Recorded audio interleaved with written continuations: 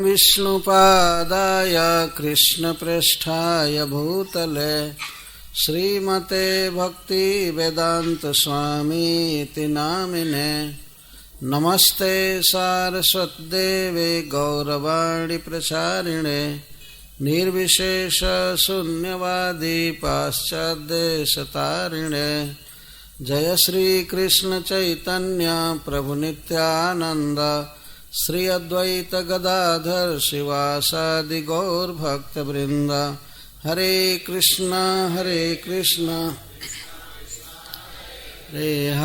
राम राम राम हरे हरे।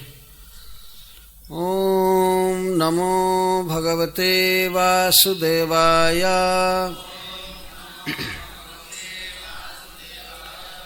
ओम नमो भगवते वासुदेवाय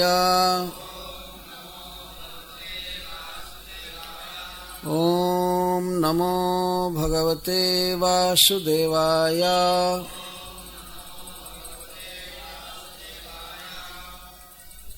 तत्राभिषिक्तः प्रजतः तामुपोष्य विभावरीम् समाहितः पर्यचरत् ऋष्यादेशेन पुरुषम्।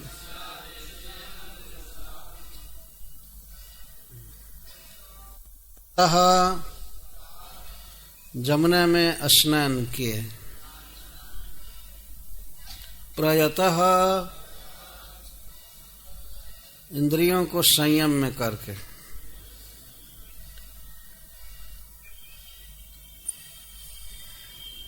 उपोष्य उपवास किए, ताम जिस दिन पहुंचे थे उससे, विभावरीम रात्रि में, समाहितः मन और इंद्रियों को एकाग्र करके, पर्यचरत् परिचर्या करने लगे, पूजा करने लगे। ऋष्यादेशेन ऋषि नारद जी के आदेश के अनुसार, पुरुषाम श्री भगवान, तत्र मधुबने ध्रुवः किम करोत् इत्यपेक्षायाम आह। ध्रुव महाराज श्री नारद जी के आदेश से मधुबन पहुँचे भगवान की आराधना करने के लिए। तो वहाँ पहुँचकर उन्होंने क्या किया, किस प्रकार भगवद आराधना किया, इसका वर्णन श्री मैत्रेय जी करते हैं। तत्र अभिषिक्त,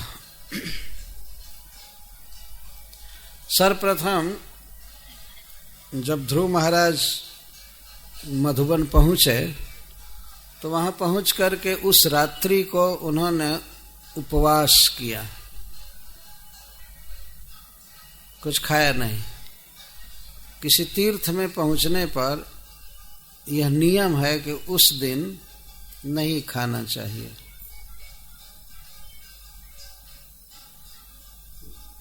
ये शास्त्र में लिखा गया है।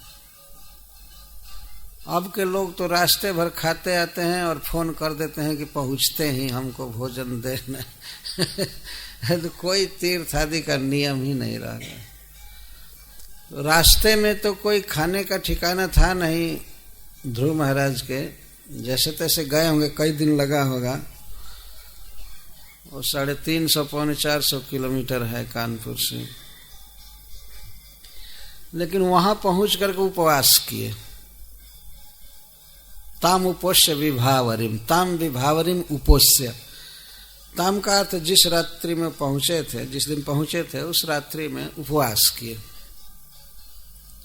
शास्त्र के आदेश को मानना चाहिए, भले कष्ट हो उसके पालन में।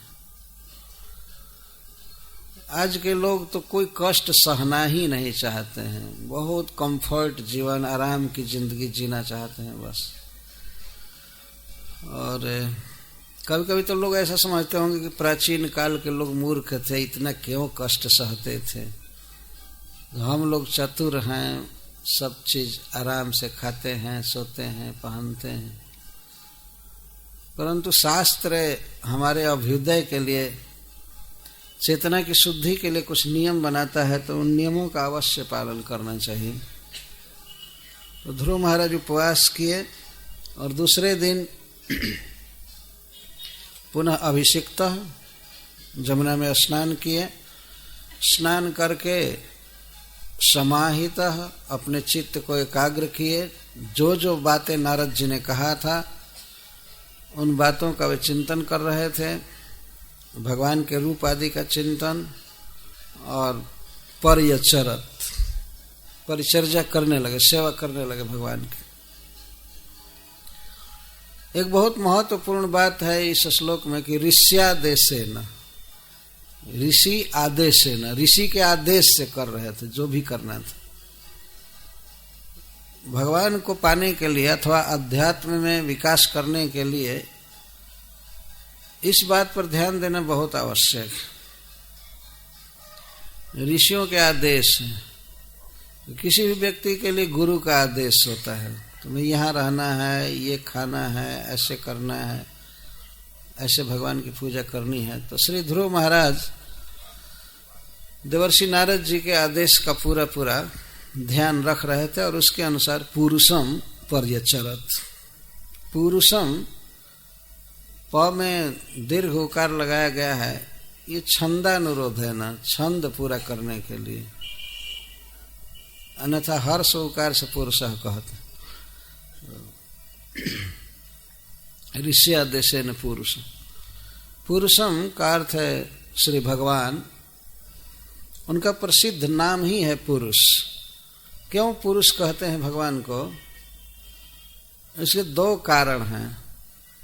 एक तो सब तरह से पूर्ण है, सब कुछ से पूर्ण है। ओम पूर्ण मदः पूर्णमिदं पूर्णात् पूर्णमुदच्यते पूर्णस्य पूर्णमादाय पूर्णमेवावशिष्यते।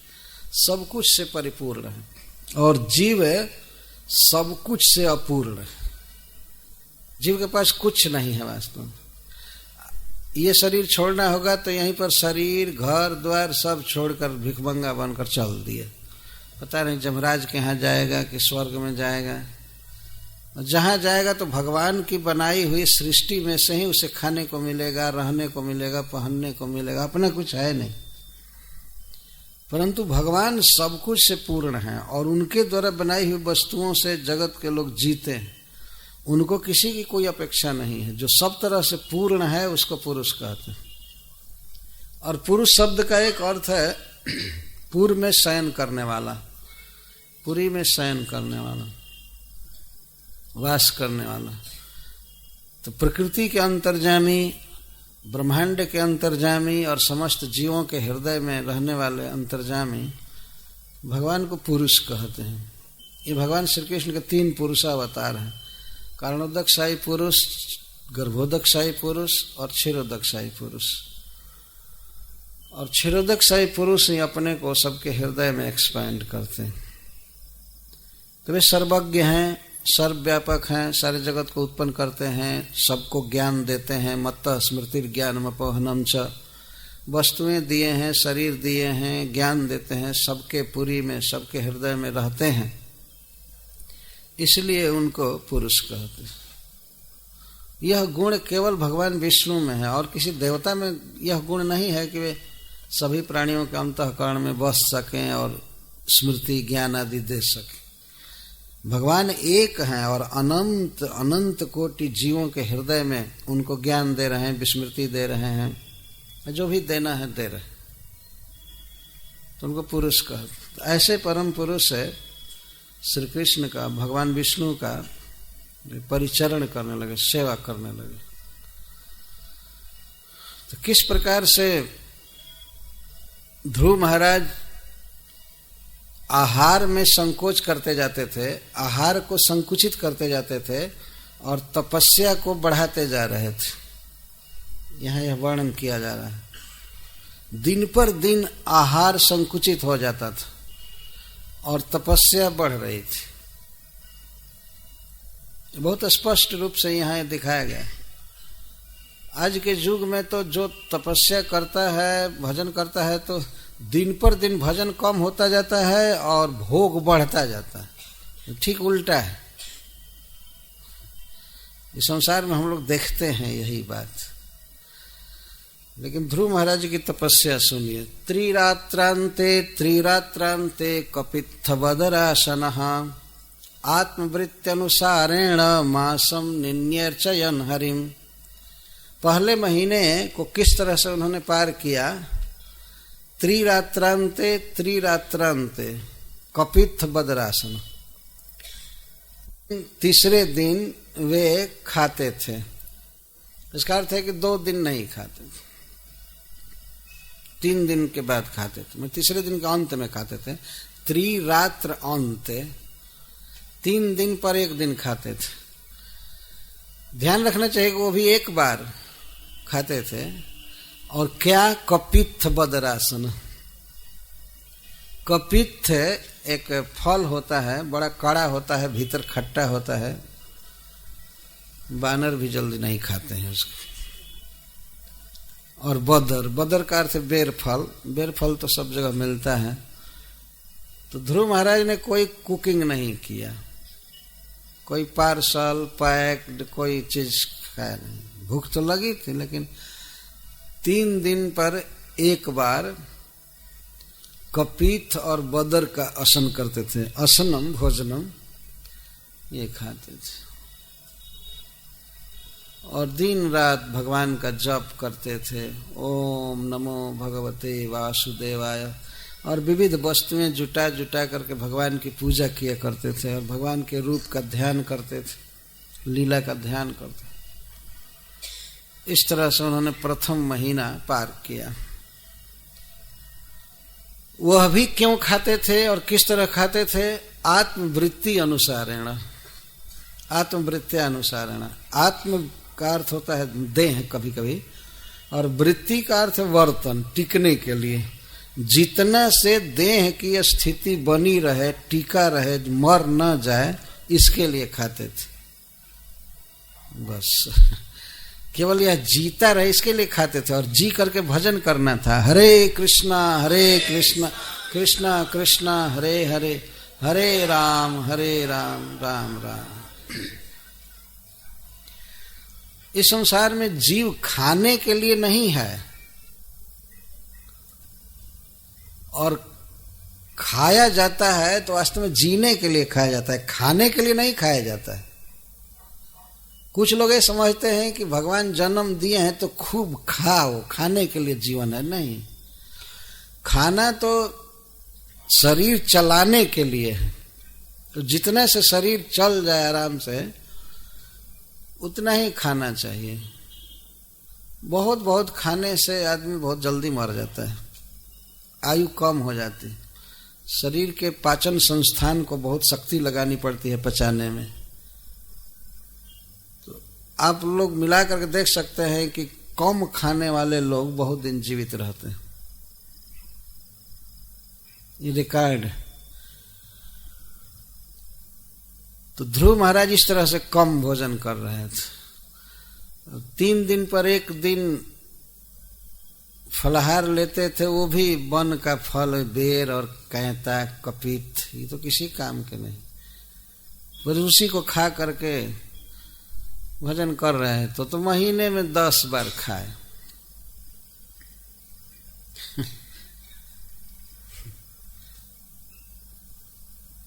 आत्मवृत्ति अनुसारेण, जिससे कि शरीर चल जाए, गिर न जाए। ऐसा नहीं कि बोली भी न निकले, ध्यान न करे और सो जाए। इसके लिए थोड़ा शक्ति देने के लिए खा लेते थे। आत्मवृत्ति अनुसारेण। जीने के लिए खाया जाता है, खाने के लिए नहीं जीवित रहता है व्यक्ति। जैसा हम लोग देखते हैं, किसी के पास मान लीजिए कार है, जीप है, तो उसमें वो डीजल या पेट्रोल डालता है, इसके बाद गाड़ी चलाता है। तो गाड़ी चला रहा है पेट्रोल खाने के लिए नहीं, पेट्रोल खाता है, डालता है अपने टंकी में चलाने के लिए। गाड़ी चलाने के लिए ले रहा है, और पेट्रोल लेने में उसको अच्छा नहीं लगता है जब दाम लगता है। वो सोचता है कि बल्कि 2 बूंद में ही पूरा दिन भर चलेगा, अच्छा है। ऐसा मैंने सुना कि एक वैज्ञानिक आविष्कार किया एक गाड़ी की कि 1 लीटर में 100 किलोमीटर गाड़ी जा सकती है, कार 1 लीटर में। तो उसके आविष्कार को ये तेल बेचने वालों ने बंद करा दिया। नहीं, ऐसा नहीं होना चाहिए, फिर हमारा तेल कहाँ जाएगा। उनके तेल की खपत होनी चाहिए। अतः 1 लीटर में ज़्यादा से ज़्यादा जाए तो 15 किलोमीटर, लाइक इस तरह से, ऐसे वैसे, जो बंद करा दिया। नहीं, ऐसा आविष्कार नहीं चलेगा। शुरू में ही क्यों नहीं ऐसा कर दिया। हम तेल की दुकान किए तो हमारा तेल कौन लेगा। जब 1 लीटर में 100 किलोमीटर भागने लगेंगे तो सारा तेल बचा रहेगा। तो तेल हम लोग डालते हैं गाड़ियों में गाड़ी चलाने के लिए, इस नहीं कि गाड़ी चला रहे हैं तेल पीने के लिए, और जी रहे हैं और जी करके भगवान का स्मरण कर रहे हैं। हरे कृष्णा कृष्णा कृष्णा हरे हरे, हरे राम राम राम। तो ध्रुव महाराज ने इस तरह खाया, आत्मवृत्ति अनुसारेण, शरीर चलाने के लिए खा लेते थे। तो महीने में 10 बार उन्होंने खाया। द्वितीयम च तथा मासम षष्ठे अर्भको दिने तीर्ण पर्णादभि शीर्णै कृतानो अभ्यर्च्यद हरिम विभुम। दूसरे महीने प्रारंभ होने पर वे 6 दिन के बाद 1 दिन खाते थे। 6 षष्ठे प्रत्येक 6ठे दिन पर खाते थे। क्या? पर्ण और तृण। पर्ण का अर्थ पत्ता, वृक्ष के पत्ते, और तृण घास खाते थे। घास और पत्ता खाते। देखिए, आहार कम करते जा रहे हैं, भजन बढ़ाते जा रहे हैं। वो भी शीर्ण ही, जो पत्ते वृक्ष से अपने आप पुराना होकर के गिरते हैं उनको शीर्ण कह। अपने हरा पत्ता कभी तोड़ करके नहीं खाए, जो शीर्ण हो जाते थे, वृक्ष से गिर जाते थे पुराना होकर के, और जो घासें सूख जाती थी, सूखी घास को जिसको पशु भी नहीं चरते हैं, वैसी घास खा करके किसी तरह से, और पत्ता खा करके भजन करते थे। भजन बढ़ता जा रहा है, उसका वर्णन बाद में आएगा, और आहार कम होता जाता था। और ये सूखा पत्ता और सूखी घास भी कब खाते थे? 6 दिन पर 1 दिन। 5 दिन कुछ भी नहीं खाते थे। तो कितना खाए महीने में? 5 बार। 5 बार, 5 6 30 5 बार खाए दूसरे महीने में, वो घास और पत्ता पर। अर्चयन विभुम, भगवान की आराधना करते रहते थे। जैसे नारद जी ने कहा था, उस आराधना के सद्गुण को उन्होंने और बढ़ाया, और प्रेम से और तत्परता से। निद्रा आदि का तो कोई प्रश्न ही नहीं था, वो तो प्रथम दिन से ही वो सोए नहीं। सोना जीवन का एक फालतू समय व्यतीत करना है, फालतू समय है वास्तव में। लेकिन आजकल इतना लोग जोर देते हैं, नहीं आराम करना है, आराम करना है। अरे कितना आराम करो, आराम करना तो ध्रुव महाराज तो 1 सेकेंड आराम नहीं किए, और खाते थे इतना कम, भजन करते जाते थे, जप करते थे, पूजा करते थे, चिंतन करते थे। तो दूसरे महीने में वे पत्तों के झड़े हुए, सूखे वृक्षों के झड़े हुए पत्ते और सूखी घास खाते। आदि भी, आदि शब्द इसमें दिया गया है, तृण पर्णाद भी शीर्ण। तो आदि शब्द से क्या तात्पर्य? और क्या खाते थे पत्ता और घास के अलावा? कुछ टीकाकार कहते हैं कि कुछ सूखा बेर और कुछ चख लिए होंगे कभी उसके साथ साथ घास के साथ साथ ये सब चीज खा लेते थे। आदि से और बहुत बहुत नहीं समझ लेना चाहिए। आदि का अर्थ यह नहीं है कि अब 10-20 आइटम और खा लेते थे। मनुष्य को तो एक से संतोष नहीं होता है। भात दाल चाहिए तो चटनी, अचार, घी, दही, पापड़, फिर भी खा करके भजन नहीं करता। खाता है इतना, कुछ काम नहीं करता है, भगवान का भजन नहीं। तो उस गाड़ी की तरह है जो पेट्रोल खूब पिए और माइलेज कुछ भी न दे। कुछ लोग ऐसा तर्क करते हैं, उत्तर भारत में कहते हैं कि बिना खाए बिना भोजन के भजन नहीं होगा। तो गोपाल जी से कहते हैं कि हे गोपाल जी अपनी माला कंठी ले लीजिए, बिना खाए भजन नहीं होगा। लेकिन गोपाल जी तो कहते हैं तो खा कर करो। बिना भोजन के भजन नहीं होगा तो भोजन करके करोगे ना। नहीं करना है जिसको, उसके लिए तो अनेक बहाना है।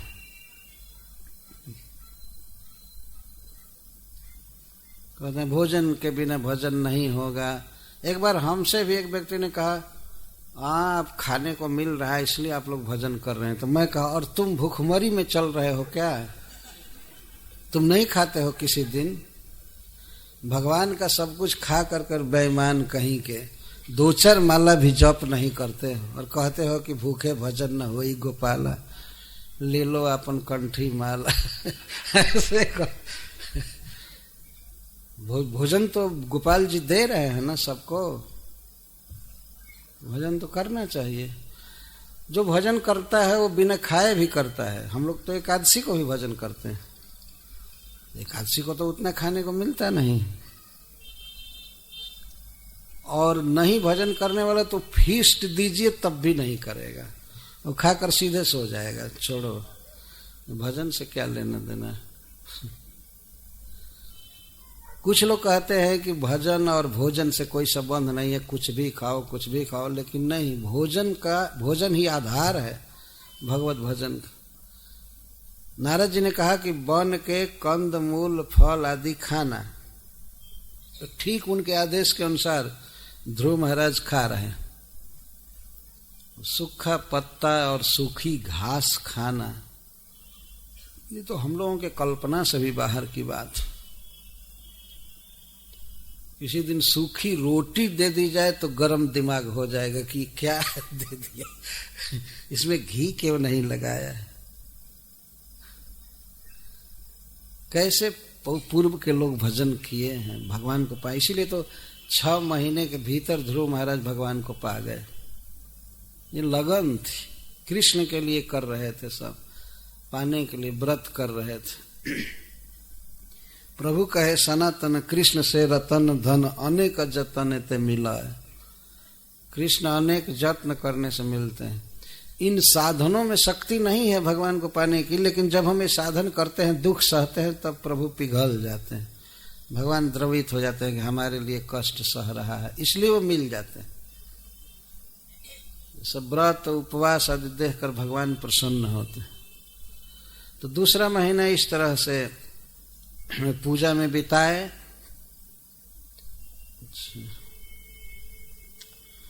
और तृतीयम चा नयन मासम, 9वें हनि अभक्ष उत्तम श्लोकम उपाधावत समाधिना। तीसरे महीने में 9 दिन पर वे पानी पी करके भजन किए। एक बार पानी पी लेते थे, 8 दिन पानी बिल्कुल नहीं, 9वें दिन पानी थोड़ा सा पी करके अंजलि से जमुना जी का पानी पी लेते थे। बस यही भोजन था। ये तो महीने में 3 बार पानी पिए, तीसरे महीने में इस तरह से भजन किए। और इस तीसरे महीने में अब ध्रुव महाराज का मन इतना अधिक विभोर हो गया भगवान में, इतना अधिक विभोर हो गया कि वे अब समाधि में भजन करने लगे। बाहर की जो पूजा की प्रक्रिया थी धीरे धीरे छूट गई और मन बिल्कुल विभोर रहने लगा। ये अवस्था होती है साधक की। एक समय ऐसा आता है कि वो पूजा कर नहीं पाता है ठीक से, शरीर में रोमांच रहता है, आंसू बहता है आंखों से और जुटा नहीं पाता है सामान, जैसे राजर्षि भरत किए। तो ध्रुव महाराज समाधि में भजन करने लगे। यहाँ पर कहते तृतीयम चानयन मासम नवमे हनि अभक्षत उत्तम श्लोकम उपाधावत समाधिना।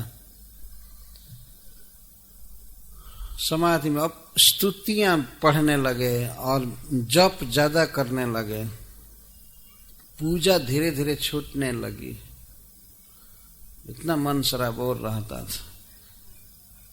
चतुर्थम अपि वय मासम द्वादशे हनि वायु भक्षो जित श्वास ध्यायन देवम अधारयत।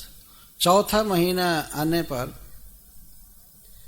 वे 12 दिन पर एक दिन हवा खा रहे थे, वायु खा रहे थे, पानी पीना छोड़ दिए। चौथा महीना चढ़ने पर पानी पीना भी छोड़ दिए। वायु भक्ष जित श्वास, वायु खाते थे।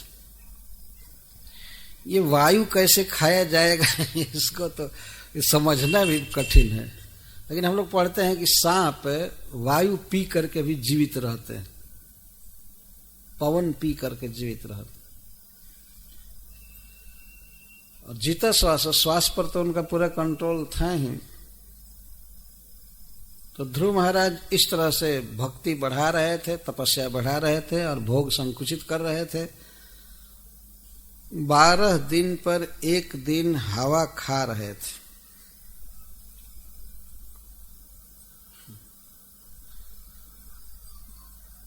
हमको तो ये भी नहीं समझ में आ रहा है कि इसका मतलब क्या हुआ मैं सत्य कहता हूं, लेकिन मैं कथा कहने में कह देता था कि 12 दिन पर सांस लेते थे एक दिन, तो 11 दिन सांस नहीं लेते थे। अथवा हो सकता था कि मुंह से सांस लेते होंगे 12 दिन के बाद, जो भी हो कुछ समझ में नहीं आ रहा है।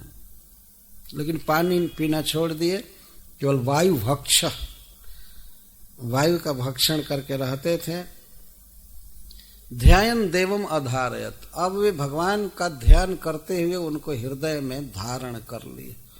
भगवान उनके हृदय में उतर गए।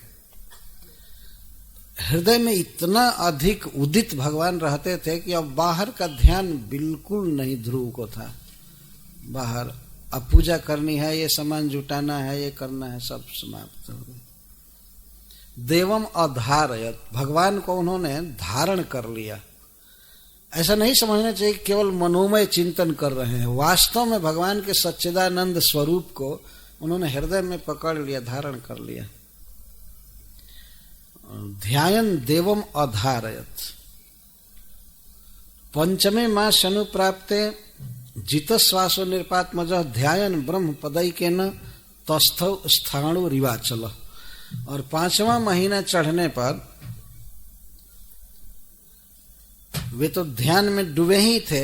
जित श्वासो नृपात्मज, राजा उत्तानपाद का वह पुत्र श्वास को जीता था। 5वां महीना चढ़ने पर परब्रह्म भगवान विष्णु का ध्यान करते हुए पदा एकेन तस्थौ, एक पैर से खड़े हो गए।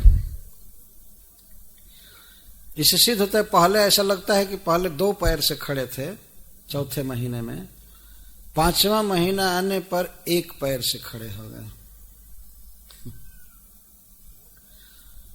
हम लोगों को तो 2 पैर से खड़ा होने के लिए कह दिया जाए कुछ समय, तब तो इतने में ही बहुत पीड़ा होगी, खड़ा नहीं रह सकता है, ये कुर्सी चाहिए, बेंच चाहिए, ये चाहिए। लेकिन ध्रुव महाराज 5वां महीना समनु प्राप्त है, 5वां महीना चढ़ने पर एकेन पदा तस्थौ, 1 पैर से खड़े हो गए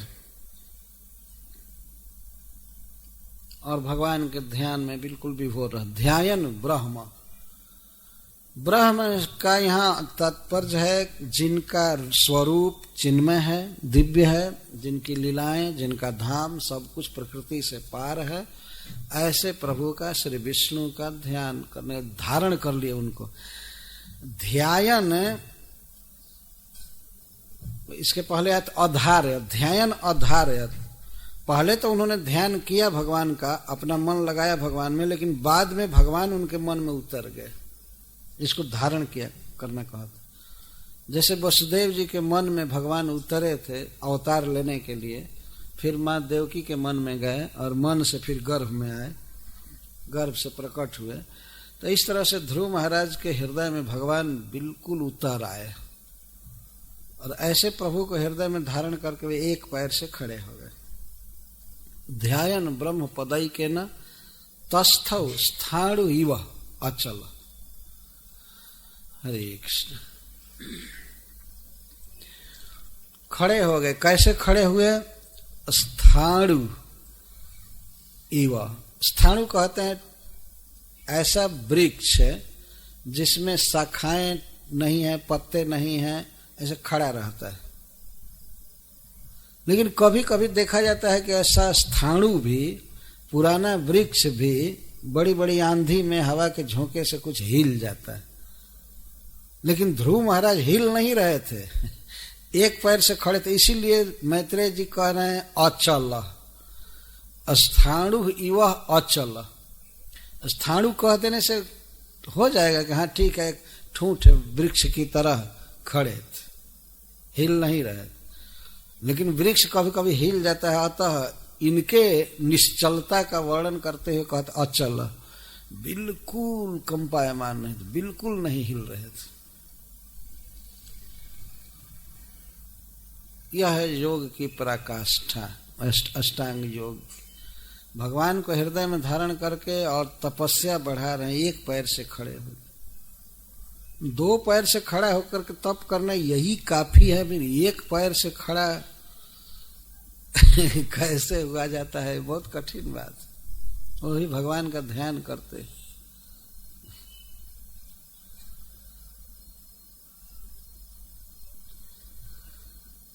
तो सर्वतो मन आकृष्य हृदय भूतेन्द्रियाशयम ध्यान भगवतो रूपम नाद्राक्षित किंचन अपरम। तो जिस समय वे खड़े थे उस समय उनके मानसिक दशा का मैत्रेय जी वर्णन कर रहे हैं। शरीर तो ऐसे एक ठूंठ पेड़ की तरह खड़ा है, बिल्कुल अचल, और मन भी बिल्कुल अचल भगवान के रूप को पकड़ा हुआ है। तो सर्वतो मन आकृष्य, सब ओर से मन को हटा करके, जो मन भूतेन्द्रियाशयम, भूतानी शब्दादि विषय और इंद्रियां जहां सोती हैं, जिसका आश्रय लिए रहती हैं, वास्तव में मन ही कंट्रोलर है इंद्रियों का, और मन शब्द रूप रस आदि को पकड़ता है। तो ध्रुव महाराज का मन ऐसा हो गया था कि अब वो कोई भी दूसरा शब्द या इंद्रियों की वृत्ति को नहीं पकड़ रहा था, केवल भगवान में लगा हुआ था। सर्वतः मन आकृष्य, सब तरह से मन को आकृष्ट करके भगवान का ध्यान कर रहे थे हृदय में। ध्यान भगवतो रूपम नाद्राक्षित किंचना परम, भगवान के रूप को ही वो देख रहे थे, और किंचन अपि अपरम न अद्राक्षित, और कुछ भी नहीं देखते थे। और संसार का उनको पूरा पूरा विस्मरण हो गया, केवल भगवान का रूप मन में बसा हुआ था। अब उन्हें ये स्मृति नहीं थी कि मैं ध्रुव नाम का लड़का हूं, मेरा बाप उतानपाद है, मेरा गांव कानपुर है, बिठूर है, बरहिस्मती, या मैं ये हूं, मुझे ये चाहिए। बस भगवान के रूप में मन लग गया। किंचन अपि न अद्राक्षित, उनका मन कुछ भी दूसरा चीज नहीं देख रहा था, कुछ भी नहीं। यह नहीं समझना चाहिए कि आंख से ध्रुव महाराज और कुछ नहीं देख रहे थे, नहीं, उनका मन अब कुछ भी नहीं देख रहा था। भगवान के रूप के अतिरिक्त और कुछ नहीं दिखाई पड़ रहा था। यह इसका अर्थ है। मन पूरा पूरा विभोर था। तो उस समय एक आश्चर्य हुआ। आधारम महदादीनां प्रधान पुरुषेश्वरम ब्रह्म धारयमाणस्य त्रयो लोकाश्च कंपिरे। जब ध्रुव महाराज परब्रह्म को, भगवान को अपने हृदय में धारण किए और इस तरह खड़े हो गए, तो उस समय तीनों लोक के प्राणी, बड़े बड़े देवता चकंपिरे, कांपने लगे। कांपने लगे का इसका अर्थ है कि ध्रुव महाराज का तेज इतना बढ़ गया कि ध्रुव महाराज के तेज को सहन करने में वे समर्थ नहीं हो सके। समस्त तेज के मूल कारण, समस्त तेज के आगार भगवान जिसके हृदय में है, बहुत तेज बढ़ गया। यहां तक कि ब्रह्मा शिव आदि भी कांप गए। कांपने का यहां तात्पर्य है ध्रुव महाराज के तेज को सहन नहीं कर पाए। तो कांपने के कई अर्थ होते हैं। प्रेम में भी कंपी होती है, प्रेम का अष्ट सात्विक विकार है, उसमें भी एक कंप है। तो ध्रुव के तेज और ध्रुव की प्रतिभा को देख करके सब लोग कांपे। कांपने का अर्थ है कि तेज सह नहीं सकते। श्रीधर स्वामी जी यही अर्थ करते हैं। अब दूसरे आश्चर्य का वर्णन कर रहे हैं। जदैकपादेन स पार्थिवार्भकस्तस्थौ तदंगुष्ठ निपीडिता मही न नाम तत्रार्धमिभेन्द्रधिष्ठिता धिष्ठिता तरीव सव्ये तरतः पदे पदे।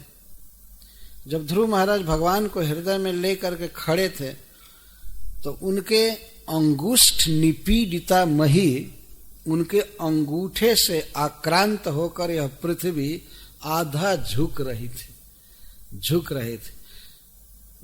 अब पृथ्वी आधा झुक रही थी, इसका अर्थ यह नहीं समझना चाहिए कि पूर्ण भूमंडल का आधा भाग झुक रहा है। अंश और अंशी में अभेद होता है। पृथ्वी का एक भाग झुक रहा था, उसी के लिए कह रहे हैं पृथ्वी आधी झुक रही थी। झुक रहे थे, उदाहरण दे रहे हैं कैसे, जैसे किसी नौका पर किसी गजेंद्र को यदि चढ़ाया जाए और गजेंद्र थोड़ा सा पैर इधर उधर करे तो जैसे वो नौका कभी सव्य, कभी इतरतः दक्षिण, कभी बाएं दाएं ऐसे डगमग करने लगे, वैसे पृथ्वी डगमग कर रही थी। ध्रुव महाराज के भार को वो सहन नहीं कर रही थी, क्योंकि ध्रुव महाराज में भगवान है। अखिल विश्व का भार लेकर के तो भगवान उनके हृदय में। भार दो प्रकार का होता है। वास्तव में भक्ति का भार है, प्रेम का भार है। तो पृथ्वी में भी कंपन हो रहा था, दुख से पृथ्वी नहीं कांप रही थी। जो लोग नदी में नौका पर चढ़े हैं वो लोग समझ सकते हैं कैसे नौका कभी बाएं कभी दाएं ऐसे झुकती है। तो पृथ्वी इस तरह से झुक रही थी। किसी नौका पर गजेंद्र को चढ़ा दिया जाए कि श्रेष्ठ हाथी को, तो अवश्य बाएं दाएं वो अब डूबे तब डूबे ऐसे होती रहती हैं। तो ध्रुव महाराज के अंगूठे के आक्रमण से पृथ्वी की ये दशा हो रही।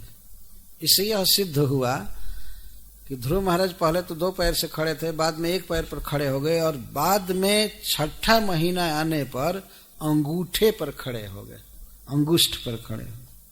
अब एक पैर से भी पूरा खड़े नहीं रहे, अंगूठे पर खड़े हो गए। और उस समय पृथ्वी डगमग कर रही थी। कितना बड़ा प्रताप है भगवत भक्त का। भगवान को हृदय में धारण करना, पृथ्वी को कपा देना। अब तीसरा आश्चर्य हुआ,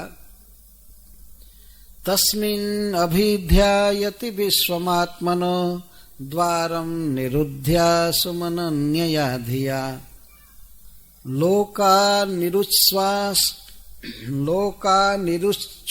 निपीडिता भृशं सलोकपाला शरणं जयुर्हरिम।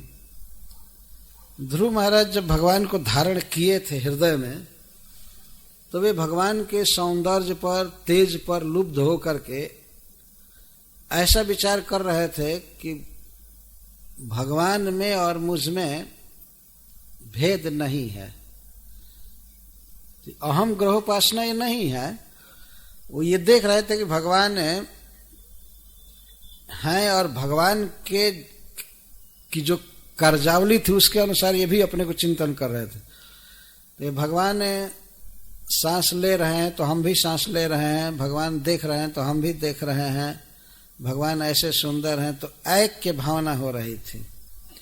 तो उस समय भगवान कारणोदक शाही, गर्भोदक शाही तो बहुत लंबी लंबी सांस लेते हैं, तो उनके देखा देखी ध्रुव महाराज ने भी सांस रोक दिया।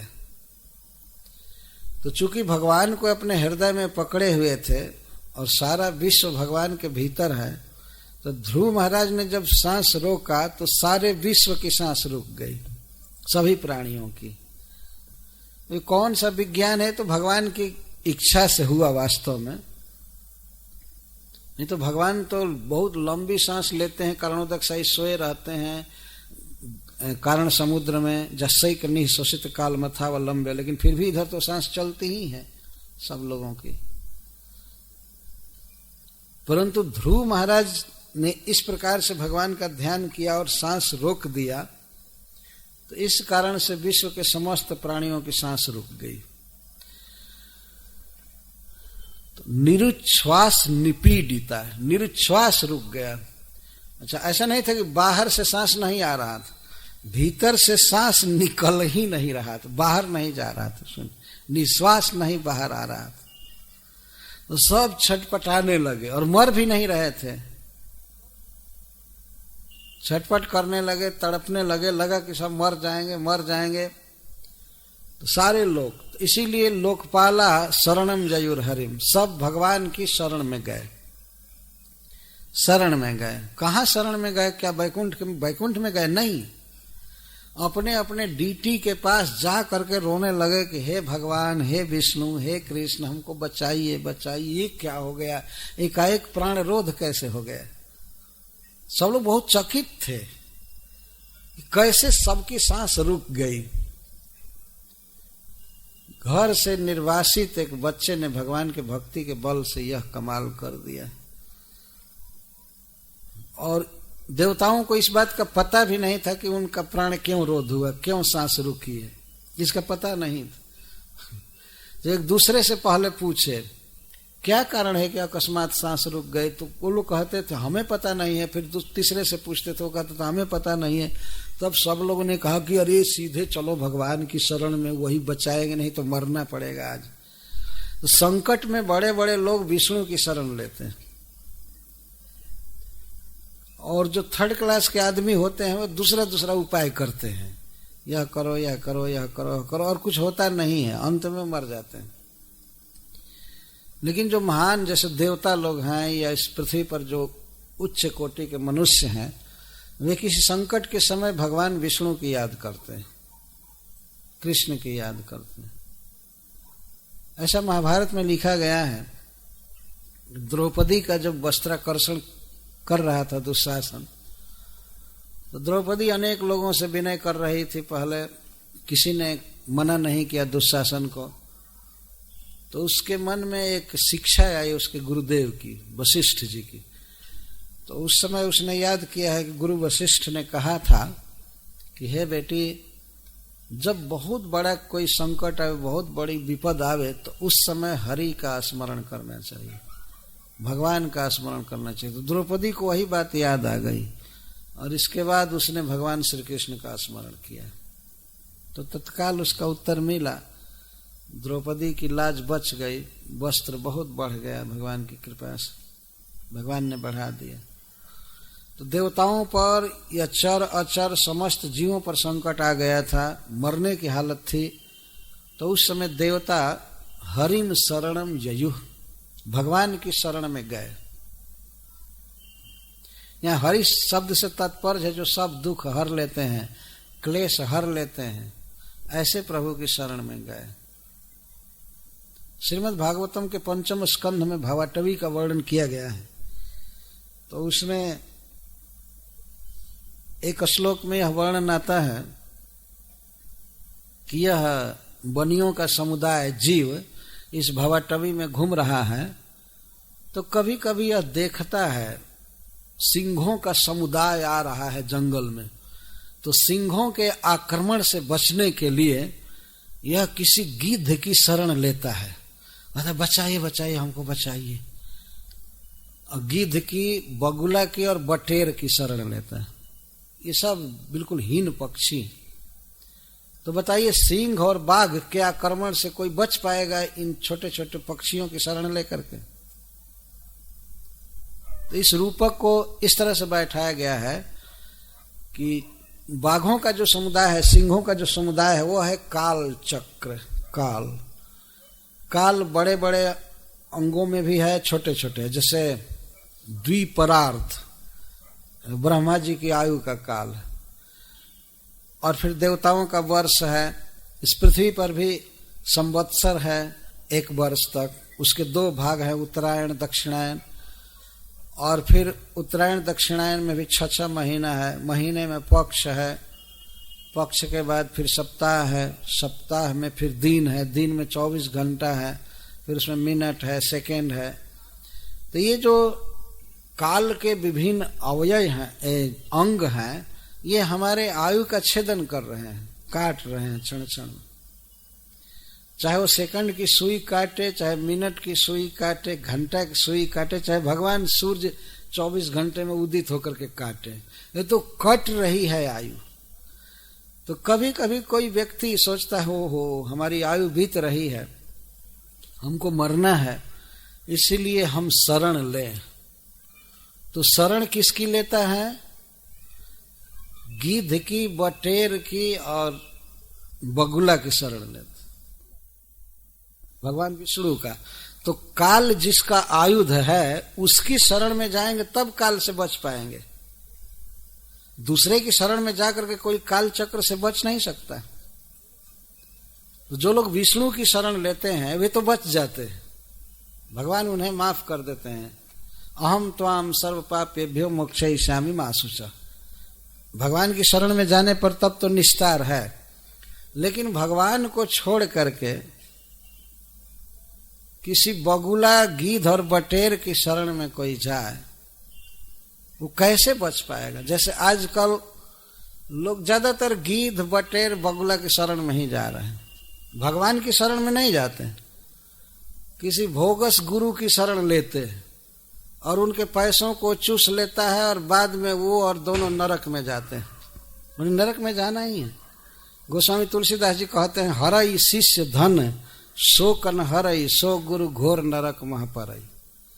जो गुरु शिष्य के धन को चूस लेता है लेकिन उसके अज्ञान का हरण नहीं करता है, वह गुरु घोर नरक में गिरता है। तब शिष्य कहाँ जाएगा? शिष्य भी फॉलो करेगा नरक, वो कहाँ जाएगा? तो कहीं देखो आज संसार में तो भगवान की कीर्ति का प्रचार नहीं किया जा रहा है, भगवान की शरण में होने की बात नहीं की जा रही। उस इस देवता को पूजो, उस गुरु की शरण लो, ये करो, ये करो, ये करो। इन्हीं लोगों को गिद्ध, बकुला और बटेर कहा गया। बक का वर्णन भागवत में आया है, बक बक करोती इति बक। जैसे बक, बगुला श्वेतांबर, बहुत अच्छा शुद्ध उजला कपड़ा पहनता है ना, उसका पंख बहुत धवल होता है बगुला का। और ध्यान करने में तो ध्यानी बाबा, बाप रे बाप, नदी के तट पर या सरोवर के तट पर उसका ध्यान देखिए, वो भी ध्रुव महाराज जैसा एक पैर पर खड़ा होकर के तप करता। देखा है बगुला को आपने ना, एकदम शांत, लेकिन दृष्टि कहाँ रहती है? असावधान मछली पर। बस लंबे लंबे चोंच से गप से मारता है, और उसके बाद फिर ध्यान चल, इस तरह से ध्यान करते। और अपने शिष्यों को बताते, नहीं तुम जो चाहते हो करो, तुम्हारी जो इच्छा है खाओ पियो ये करो, बस ध्यान करते रहो। ऐसे थोड़े भगवान मिलते हैं, बहुत बहुत नियम पालन करना पड़ता है। तो ये उजले कपड़े में जो तथाकथित साधु होते हैं वे उस बगुले के समान होते हैं। एक बार रामकृष्ण परमहंस ने कहा था, एक बहुत बड़ा पढ़ा लिखा व्यक्ति बंगाल का उनके पास मिलने गया, तो उसने रामकृष्ण परमहंस जी से कह दिया, जीवन का उद्देश्य है खाना पीना मौज करना, तो रामकृष्ण परमहंस जी कहे कि गिद्ध कितना भी ऊंचा उड़े लेकिन वहां से उसकी दृष्टि पृथ्वी पर मरे हुए पशु पर रहती है। इतना पढ़ा लिखा हो गए हो लेकिन तुम्हारी दृष्टि अभी भोगों में है। बहुत डिग्री लिए हो तो डिग्री क्या मतलब बहुत हाई उड़ान भरे हो आकाश में। गिद्ध को देखा है ना आपने, वो बहुत ऊंचा उड़ता है, बहुत ऊंचा। और दृष्टि कहाँ रहती है? पृथ्वी पर कौन पशु मर रहा है, कहाँ मांस मिलेगा, यहाँ दृष्टि रहती है। High living and simple thinking standard बहुत हाई है, चेतना बिल्कुल डल है, बिल्कुल नीचे। इस तरह से वो गिद्ध होता है।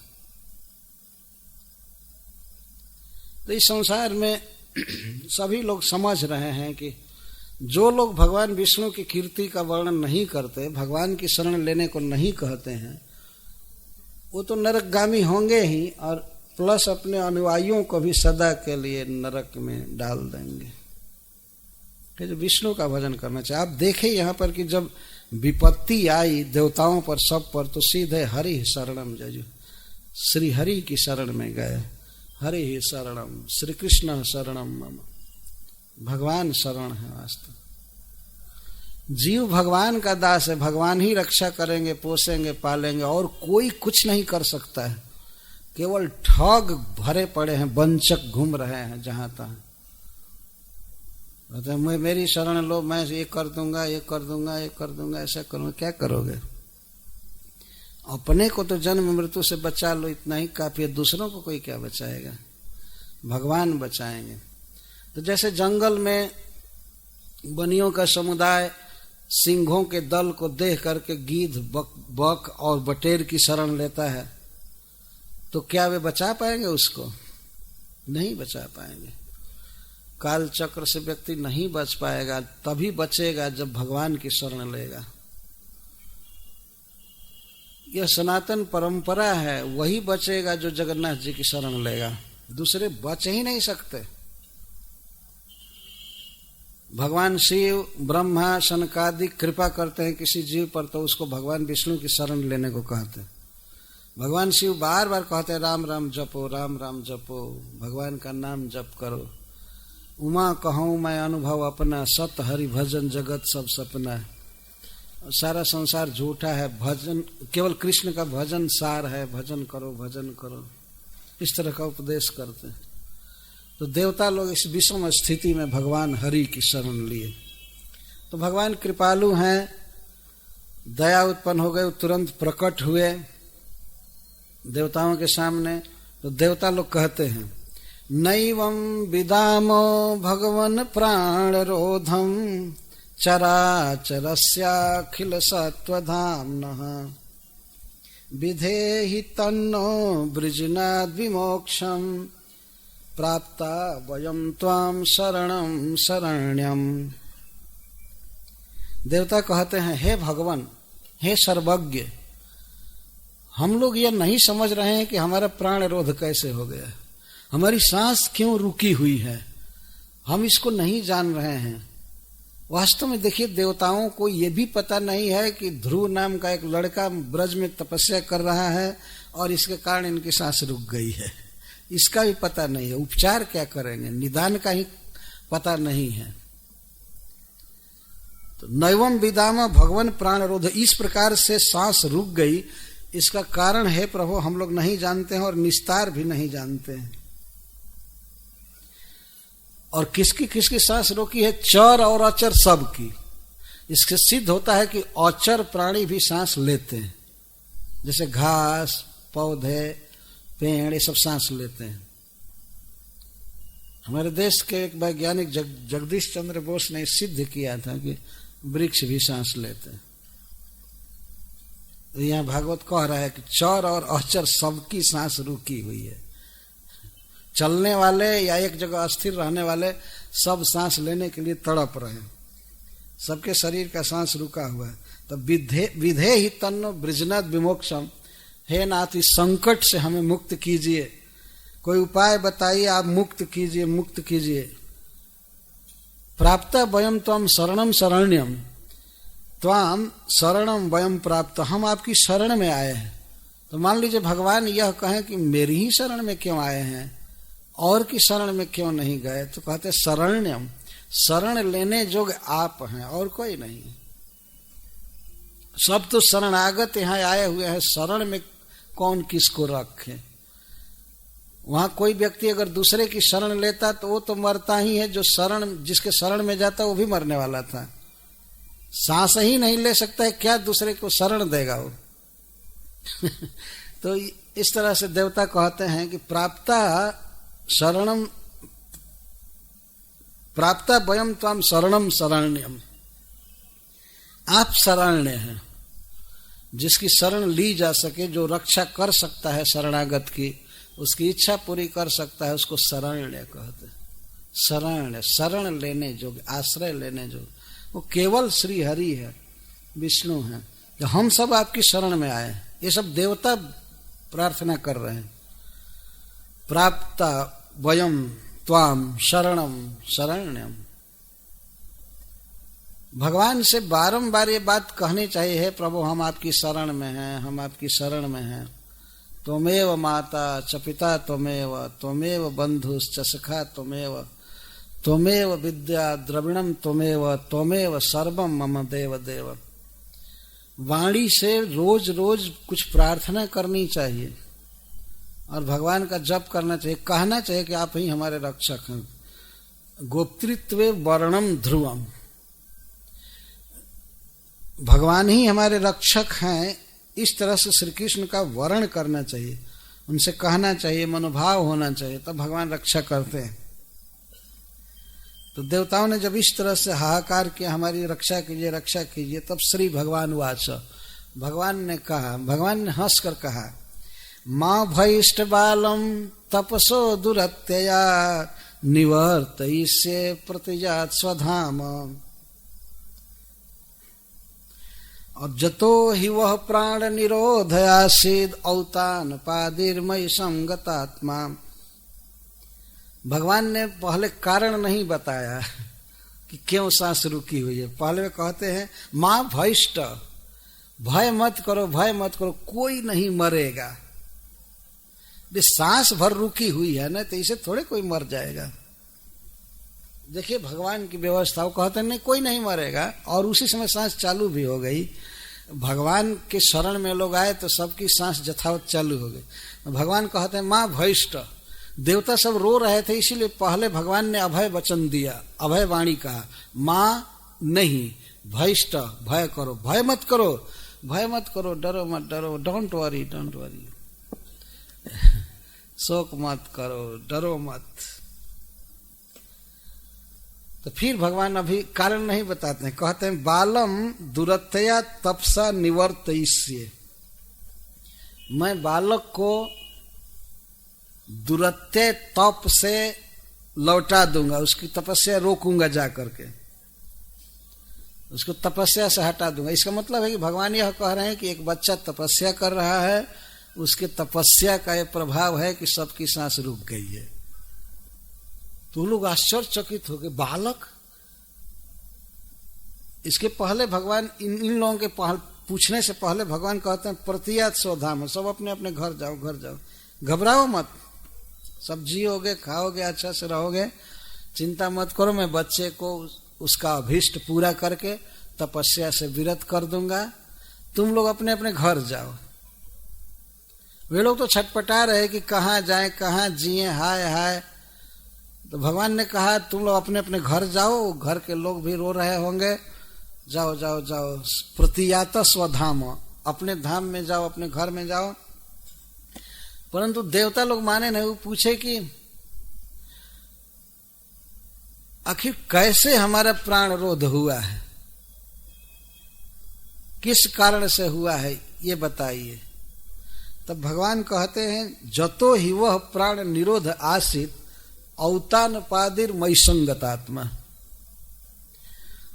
भगवान बता रहे हैं कि उत्तान पाद का पुत्र मुझसे ऐक्य की भावना किए हुए है और इसलिए तुम लोगों की सांस रुकी हुई। जब ये सुना देवताओं ने तब उन्हें आश्वासन मिला, अच्छा अच्छा।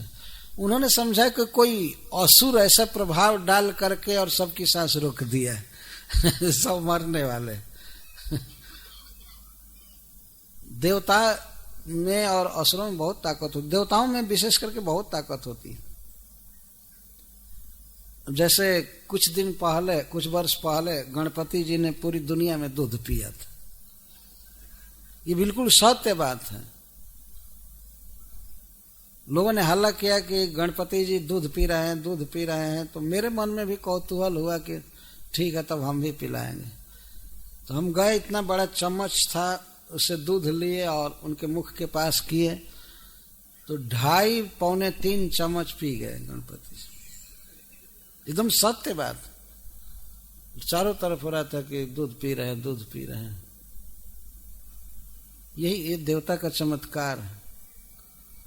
कोई असुर होता तो शराब पीता है, हल्ला होता कि शराब पी रहा है, शराब पी रहा है।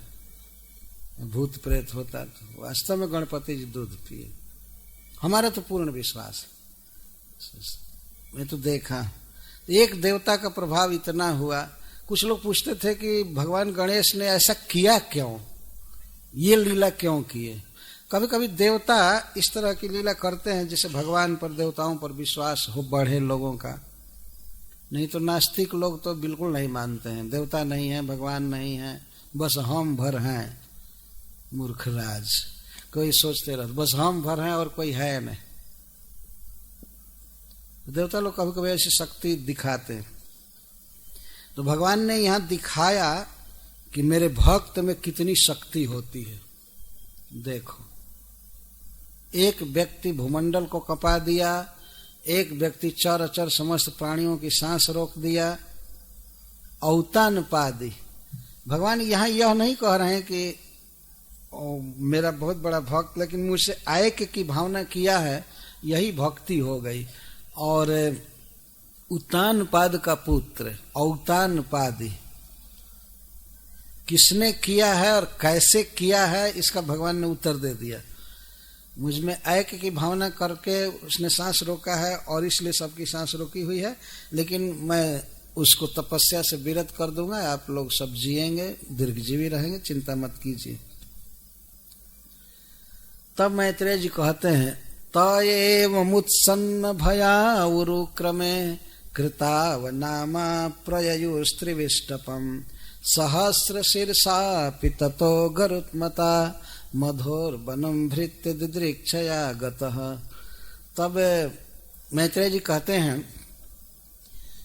ते एवं, जब इस प्रकार भगवान ने वचन कहा तो भगवान के बात पर विश्वास करके वे उत्सन्न भया, उनका भय खत्म हो गया, देवताओं का भय समाप्त हो गया। वे लोग उरुक्रम भगवान को नमस्कार किए। भगवान की लीलाएं अद्भुत हैं, इसीलिए उनको उरुक्रम कहा गया। उरुक्रम को देवताओं ने प्रणाम किया, दंडवत प्रणाम किया और इसके बाद प्रययु त्रिविष्टपम, अपने स्वर्ग चले गए। तो देवता लोग उधर चले गए। तब सहस्र शीर्षा अपि, सहस्र शीर्षा भगवान भी, अर्थात गर्भोदकशाही भगवान अपने भृत्य को देखने की लालसा से मधुबन चले। कैसे? गरुत्मता, गरुण जी पर चढ़ करके चले। कि भगवान तो कहीं भी प्रकट हो सकते हैं, मधुबन में थे ही, लेकिन भगवान की यह करुणा है, उनका स्नेह है भक्त के प्रति कि वे वैकुंठ से चल रहे हैं गरुड़ जी पर चढ़ करके। किस लिए? भृत्य दिदृक्षया, अपने भृत्य को देखने की लालसा से।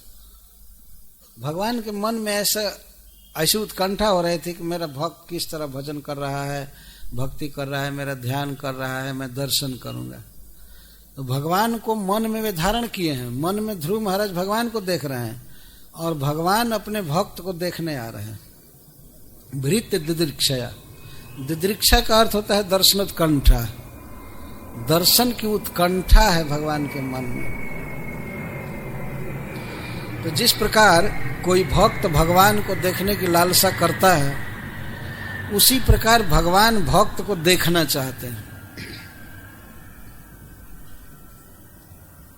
वैसे तो भगवान सर्वव्यापक हैं, जैसा मैंने कहा, कहीं से प्रकट हो सकते थे, लेकिन भगवान अपने स्वभाव को प्रकट कर रहे हैं, वहां से चल रहे हैं वैकुंठ से। ऐसी प्राकृतिक जगत में जो भगवान का धाम है, क्षीर समुद्र आदि, वहां से चल रहे हैं गरुत्मता, गरुण जी से। गरुत्मता कहने का आशय है कि बहुत वेगवान सवारी से चले, बहुत तेज गति से चलने वाले अपने वाहन गरुण जी पर चढ़ करके चले। सहस्र शीर्षा गर्भोदकशाही भगवान को कहा जाता है, परंतु यहां पर यह नहीं समझना चाहिए कि जो भगवान गरुण जी पर चढ़कर चल रहे हैं उनके 1000 सिर थे। सहस्र शीर्षा का अर्थ है भगवान की बुद्धि अनंत गुना है, यह अर्थ है। हम लोगों के पास एक एक सिर है, उसमें एक एक बुद्धि है, तो इतना काम करते हैं। भगवान की तो अनंत बुद्धि है, अनंत बुद्धि। बुद्धिर बुद्धिमतामस्मि तेजस तेजस्वी नाम हम। समस्त बुद्धियों की बुद्धि भगवान है। तो सहस्र का यह अर्थ है कि भगवान सर्वज्ञ हैं, सर्वशक्तिमान हैं। अपने भृत्य ध्रुव को देखने की लालसा से वे चले। कहाँ चले? मधुर वनम, मधुबन में आए देखने के लिए। यद्यपि उनका ये धाम है, उनका नित्य घर है, लेकिन फिर भी भगवान आने की लीला कर रहे हैं। भृत्य दुदृक्षया। इससे यह सिद्ध होता है कि केवल भक्त ही भगवान का दर्शन नहीं करते हैं, भगवान भी भक्तों का दर्शन करते हैं। जैसे हम लोग भगवान का दर्शन कर रहे हैं,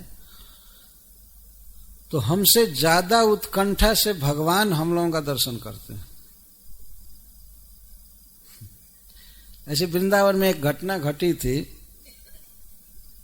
एक सूरदास जी थे, स्वामी शरणानंद, जन्म से ही अंधे थे, तो फिर भी वे बांके बिहारी जी का दर्शन करने रोज जाते थे।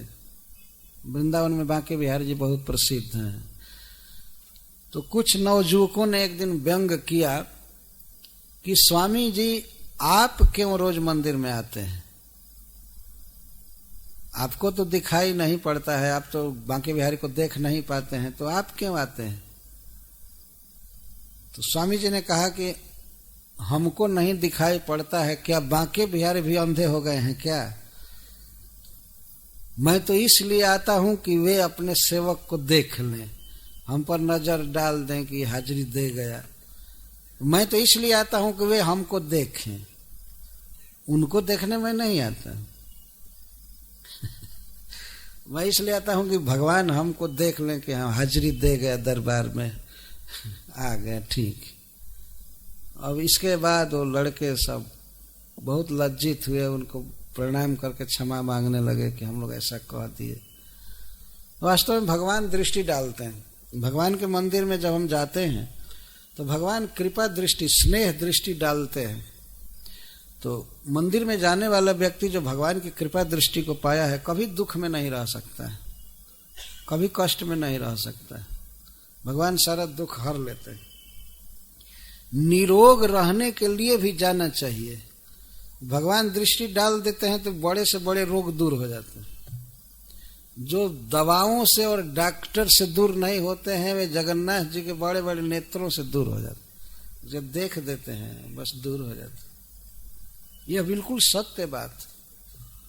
भगवान देखने चलते, देखते, और मंदिर में पर्दा हटा करके आखिर देखने के लिए ही है ना। वो तो देखते हैं, इसलिए जाना चाहिए कि भगवान हमको भी देखिए, देखिए मैं गरीब व्यक्ति, दीन दुखी आपके यहाँ आ गया, आप हमको भी देखिए, हमारी दशा को देखिए, ये कहना चाहिए ठाकुर जी से। भगवान वास्तव में देखते हैं और दुख दूर कर देते हैं। तो यहाँ वर्णन है कि ध्रुव को देखने के लिए भगवान चले मधुबन में। जब भगवान आए तो देखने लगे ध्रुव को। गरुण जी पर भगवान चढ़े थे। गरुण जी की शक्ति है कि वो आकाश में भी अस्थिर रह सकते हैं, पृथ्वी पर भी रह सकते हैं, ये उनकी अद्भुत शक्ति है। तो आकाश में ही थे गरुण जी और नीचे आ चुके थे उसी पर बैठ करके भगवान अपने भक्त का दर्शन कर रहे हैं।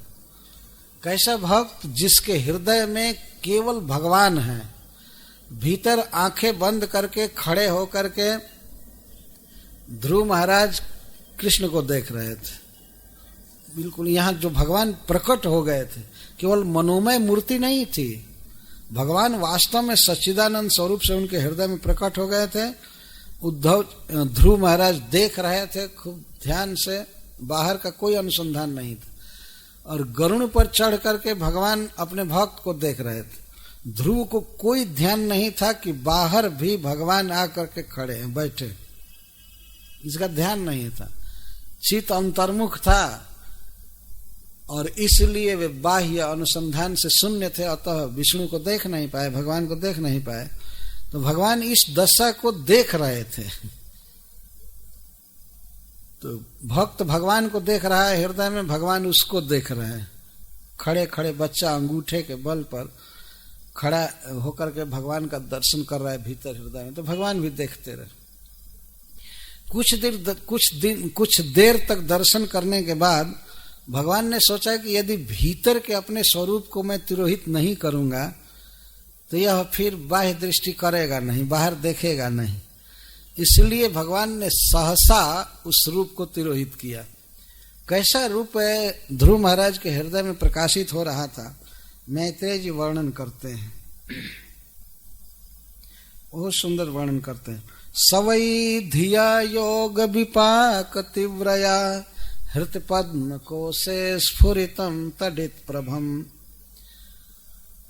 भगवान किस प्रकार ध्रुव के हृदय में बिल्कुल प्रकट थे, जैसे बिजली चमकती है, जितना स्पष्ट दिखती है बिजली विद्युत, उतना स्पष्ट भगवान को हृदय में ध्रुव महाराज देख रहे थे, एकदम कंप्लीट। चूंकि साक्षात सच्चिदानंद भगवान हृदय में स्फुरित हो रहे थे।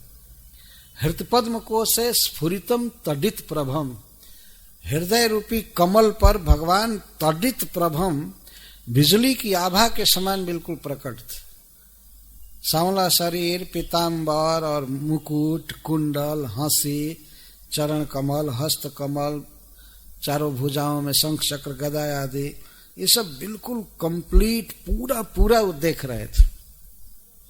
भगवान चमक रहे थे, परम तेजस्वी, परम सुंदर भगवान हृदय में थे। और ध्रुव महाराज देखने में बिल्कुल विभोर थे, उनको अपनी कोई स्मृति नहीं थी। मैं कहाँ खड़ा हूं या किसका संबंधी हूं, कुछ किसी चीज का स्मरण नहीं था। केवल भगवान के रूप सुधा सिंधु का आस्वादन कर रहे थे, भगवान के रूप को देख रहे थे। तो भगवान ने एक उपाय किया कि यह आंखें खोले और मुझे देखे बाहर, जो भीतर देख रहा है वो बाहर देखे। तो तिरोहितम सहसैवोपलक्ष्य बहिस्थितम तद्वस्थम ददर्श। ध्रुव महाराज एकाएक नहीं देख पाए हृदय में। भगवान ने अपने स्वरूप को उनके हृदय से तिरोहित कर दिया। तिरोहितम, तिरह का अर्थ होता है दूर, हितम ने रखना, तिरोहित कर लिया।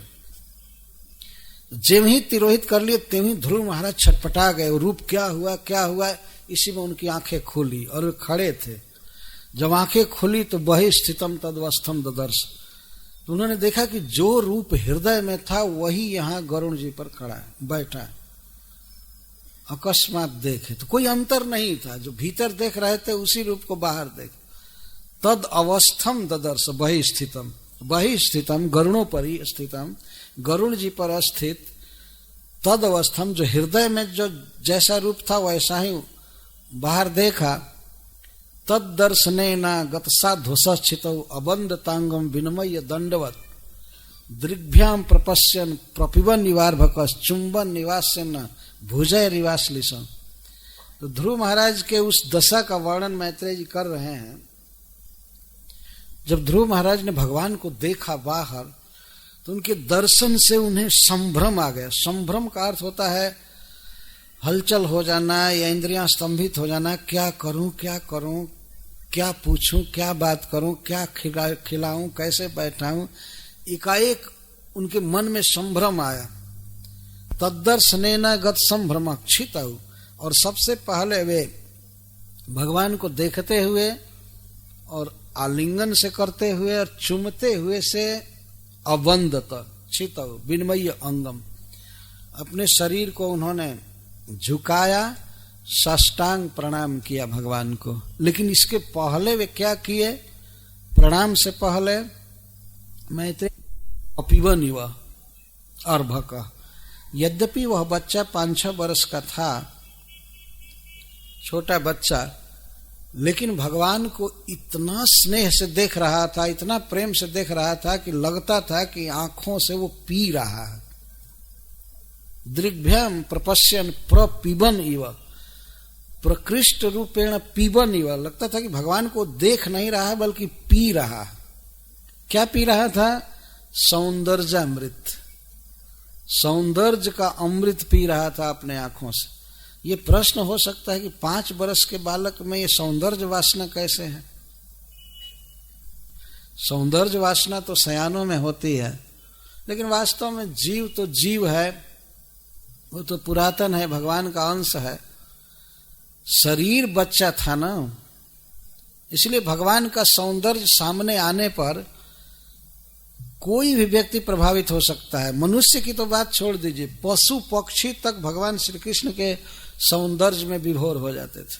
प्रायो बताम्ब विहंगा मुनयो वनेस्मिन, सखियां कहती हैं कि अरे सखियों, गोपियां कहती हैं आपस में, ये जो वृक्ष पर बैठे हुए पक्षी हैं, अरे सखी ये पक्षी नहीं है, देखो ध्यान से, लगता है कि ये मुनि है। प्रायो बताम्ब विहंगा मुनयो वनेस्मिन कृष्णेक्षितम तदुदितम कलवेणु गीतम आरूह्य ये द्रुम भुजान रुचिर प्रवाला श्रृण्वन्त मिलित दृशो विगतान्यवाच। देखो इनकी दशा, ये तो उस वृक्ष की ऊंची शाखा पर बैठ करके कृष्ण का दर्शन कर रहे हैं, आधे खुले नेत्रों से दर्शन कर रहे हैं, और उनके मुख से उदित वेणु गीत को सुन करके विगतान्यवाच, दूसरी बात करना छोड़ दिए। पक्षी कभी चुप नहीं रहते, चे चे चे चे करते ही रहते हैं, लेकिन भगवान जब बांसुरी बजाते थे तो कोई भी पक्षी चुप हो जाते थे, सुनते थे बांसुरी का गीत, गीत के आस्वादक थे। और कृष्ण क्षितम तदुत, कृष्ण इक्षितम, और कृष्ण का दर्शन करते थे वृक्ष की ऊंची शाखा पर बैठकर। इस तरह से दर्शन करते थे। मान लीजिए श्री कृष्ण गिरिराज जी के किसी शिखर पर ऐसे खड़े हैं और वृक्ष नीचे जन्मा हुआ है, तो वृक्ष के ऊंची शाखा पर बैठ करके गिरिराज पर खड़े कृष्ण को देखा करते थे। अथवा वृक्ष के निचली शाखा पर आकर के जब वो बट वृक्ष के नीचे कृष्ण खड़े होते थे तो ये सब पक्षी नीचे आ जाते थे देखने के लिए और सुनने के लिए। विगतान्यवाच, अन्यवाच विगतानि, और अन्य बातें में करते ही नहीं थे, चुपचाप हो जाते थे। जहां पक्षियों में इस तरह का प्रेम देखा जा सकता है, भगवान के सौंदर्य की लालसा देखी जा सकती है, तो फिर 5-6 वर्ष के बच्चे में अगर भगवान से इस प्रकार का प्रेम उमड़े और उनके सौंदर्य में उसका मन लुब्ध हो, तो ये कौन आश्चर्य की बात। तो श्री कृष्ण को वैसे देख रहे थे, विष्णु को वैसे देख रहे थे जैसे लगता था कि पी रहे हैं, अर्थात आंखों में ऐसी चेष्टा जैसी हो रही थी कि आंखें भ्रमर की तरह आसक्त होकर के विष्णु को देख रही थी। यह भाव है प्रपिबन निव, और चुंबन निवास से न, आश्य का अर्थ है मुख। ध्रुव महाराज के मुख की दशा ऐसी हो रही थी, लगता था कि भगवान को चूम लेंगे, उनके हस्त कमल को या चरण कमल को लगता था कि वे चूम लेंगे, अथवा भगवान के मुख को ही चूम लेंगे, ऐसी दशा हो रही थी। वो 5 वर्ष के बच्चे में ऐसी दशा हो रही थी, वो अपने मुख को ऐसे कर रहा था, लगता था कि भगवान को चूमेगा। और वास्तव में भगवान ही जीव के चूमने के विषय हैं, आलिंगन के विषय हैं, चाहे देखने के विषय हैं। जीव का भगवान के साथ नित्य संबंध है अनादिकाल से, लेकिन जीव अपने विषय को, भगवदीय शब्द रूप रसगंध आदि को जानता नहीं है, इसलिए वो संसार के व्यक्ति का आलिंगन करना चाहता है, चूमना चाहता है, देखना चाहता है। यह बद्ध दशा में जीव की अवस्था है, लेकिन जब जीव मुक्त होता है तो भगवान को देखता है, भगवान का आलिंगन करता है, भगवान को चूमता है, भगवान से रूठता है, भगवान को मनाता है, ये भगवान से बातचीत करता है। ये स्वाभाविक उसके लिए, जब प्रकृति का बंधन हटता है, जीव अपने स्वरूप में होता है, तो भगवान का रस उसे प्राप्त होता है। इस रस पर जीव का नित्य अधिकार है, परंतु भागवत आदि नहीं सुनने को मिल रहा है, भगवान की बातें सुनने को नहीं मिल रही है, इसीलिए जीव संसार में आसक्त है, अथवा किसी निराकार भूत में आसक्त। तो कोई वहां चूमने का, देखने का, आलिंगन करने का प्रश्न ही नहीं।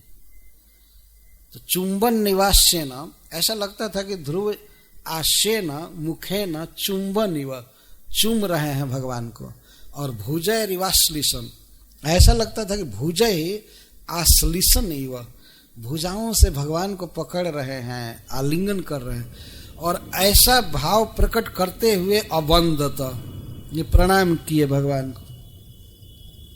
प्रणाम करने से पहले ये सब क्रियाएं आ रही, देख करके एकाएक प्रणाम नहीं किए, देखने लगे, लगता था कि चूम लेंगे, भुजाओं में भर लेंगे, आलिंगन करेंगे, और पी रहे हैं, परम स्वाद के साथ श्री कृष्ण को देख रहे हैं, यह भाव है। अच्छा, जब इस तरह से भगवान ने देखा कि मुझे प्रणाम कर रहा है और मुझे इतनी आसक्ति से देख रहा है, आलिंगन करना चाहता है, तो भगवान इस दशा को देख रहे थे। अब इसके बाद सतम विपक्षंत मंत्र,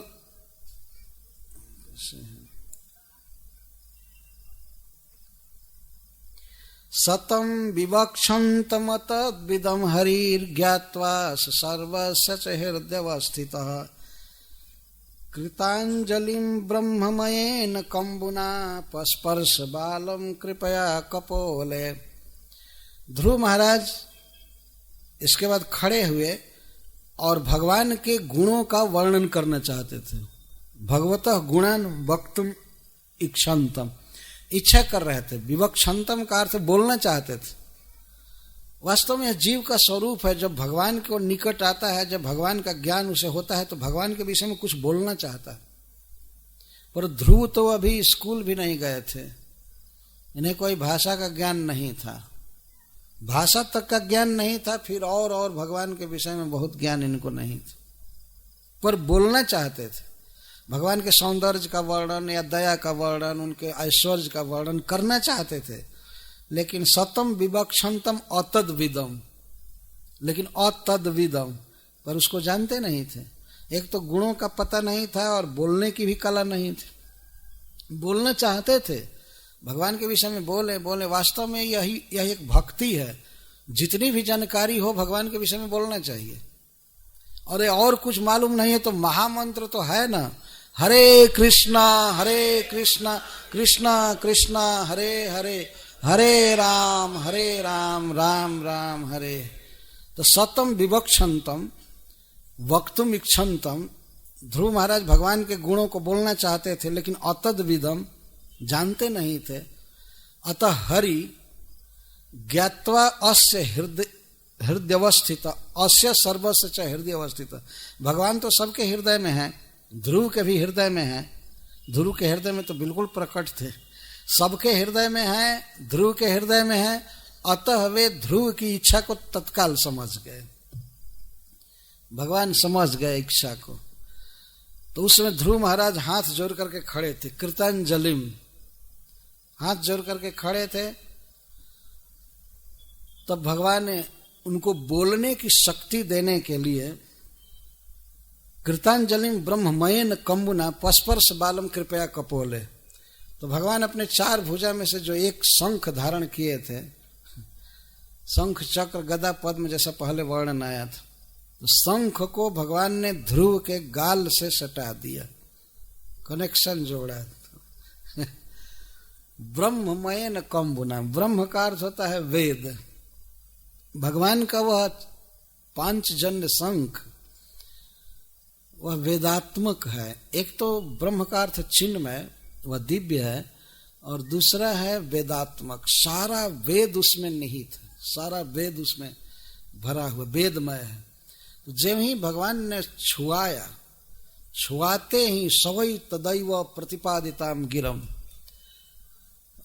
तुरंत ही वेदोक्त वाणी उनको समझ में आ गई। गिरम दैवीम परिज्ञात परात्म निर्णय, भगवान के द्वारा दी हुई वेदात्मिका वाणी, वेद का ज्ञान ध्रुव को तत्काल हो गया छुआते ही। सवै परिज्ञात परात्म निर्णय, पर और आत्म का निर्णय वे समझ गए। पर का अर्थ है परमेश्वर भगवान और आत्मा का अर्थ जीव। जीव क्या है, भगवान क्या है, दोनों में संबंध क्या है, भगवान का ऐश्वर्य क्या है, जीव की क्या दशा है, इन सारी बातों को वो तत्काल समझ गए। परिज्ञात परात्म निर्णय, तम भक्ति भावोभ्यगृणाद सत्वरम परिश्रुतोरु श्रवसम ध्रुवक्षिति। तो भविष्य में चल करके जो ध्रुव लोक के स्वामी बनने वाले हैं ध्रुव महाराज, भक्ति से प्रेम उत्पन्न हो गया उनको भगवान के चरणों में, और भगवान के गुणों का इस प्रकार वर्णन करने लगे। ये मैत्रेय जी कहते हैं, देखिए भगवान की अद्भुत शक्ति, क्षण भर में किसी को भी ज्ञान दे सकते हैं, कुछ भी कर सकते हैं। ये भगवान की भगवत्ता है। छोटा सा बच्चा भगवान के विषय का कीर्तन करना चाहता है, भगवान का गुण अनुवाद करना चाहता है, लेकिन नहीं जानता, तो भगवान अपना शंख छुआ दी। यह बात केवल ध्रुव के लिए ही सत्य नहीं है, कोई भी व्यक्ति जो भगवत कीर्ति का वर्णन करना चाहता है तो भगवान शक्ति दे देते हैं, वो कर सकता है वर्णन। ये भगवान तो हृदय में ही है, सारे ज्ञान का भंडार वो खोल देते हैं। ऐसा ये अनुभूत विषय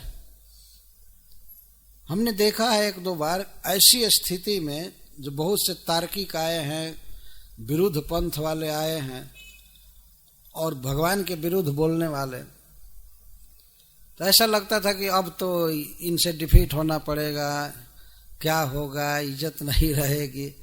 लेकिन भगवान ऐसी शक्ति दे देते हैं कि वे विपक्ष के लोग परास्त होकर के जाते हैं। ये विश्वास होता है कि भगवान की कीर्ति का, शुद्ध कीर्ति का आदि वर्णन हम कर रहे हैं तो भगवान अनंत शक्ति देते हैं, अनंत तर्क युक्ति सब कुछ दे देते हैं, जिसको आदमी सोचा नहीं है कभी, जिस बात को कभी विचार नहीं किया वो बातें भी आ जाती। ध्रुव महाराज के तो हृदय में डायरेक्ट भगवान प्रकट थे और भगवान डायरेक्ट अपना दिव्य शंख छुआ रहे थे। उनके लिए तो बहुत विलक्षण बात है, लेकिन सामान्य भक्तों के लिए भी बात सत्य है कि भगवान शक्ति देते हैं। जैसे श्रील प्रभुपाद जी के मन में विचार हुआ कि पूरे विश्व में कृष्ण भावना का प्रचार होना चाहिए, तो भगवान ने शक्ति दे दिया। नहीं तो 40 रुपया लेकर के विदेश में जाने वाला व्यक्ति, वो भी 70 वर्ष की उम्र में क्या कर सकता था। 70 वर्ष की उम्र में तो घर से बाहर आदमी नहीं निकलना चाहेगा और देश छोड़ करके कहाँ से जाएगा। और जिस स्त्री से वो टिकट मांग रहे थे, उसके जल के जहाज से जाना चाहते थे, उसने कहा कि स्वामी जी मैं आपको भेज सकती हूँ, सुविधा और पैसे की कमी हमारे पास नहीं है, लेकिन मुझे डर है कि आपकी हत्या का पाप मुझे लगेगा। आप उधर जाएंगे मर जाएंगे, हमको पाप लगेगा कि इसने भेज दिया था। ऐसा उसने कहा।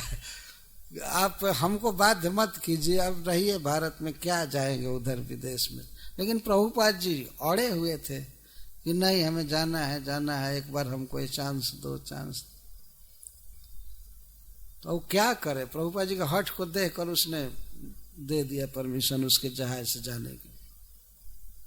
और श्रील प्रभुपाद जी उस उम्र में जाकर के इतना बड़ा काम किए, पूरे विश्व में।